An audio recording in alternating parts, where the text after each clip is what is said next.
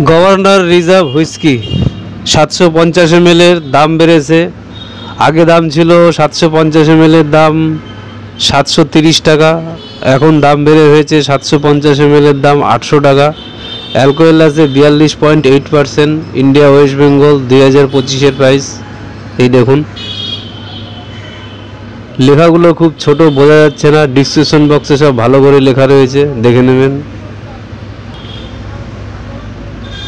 এই দেখুন, এই চ্যানেলে সব ধরনের হুইস্কি, বিয়ার, রাম, বিজার, ভোডকা, ওয়াইন, কচ হুইস্কি সব পাবেন। সব সিঙ্গেল ভিডিও তৈরি করা আছে আপনাদের সুবিধার জন্য। শর্ট ভিডিও, লং ভিডিও সব পাবেন।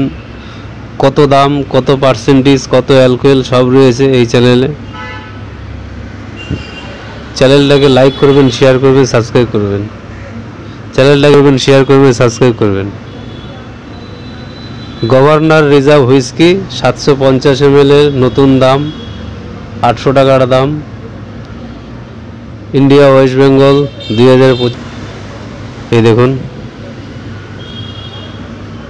চ্যানেলটাকে লাইক করবেন, শেয়ার করবেন, সাবস্ক্রাইব করবেন।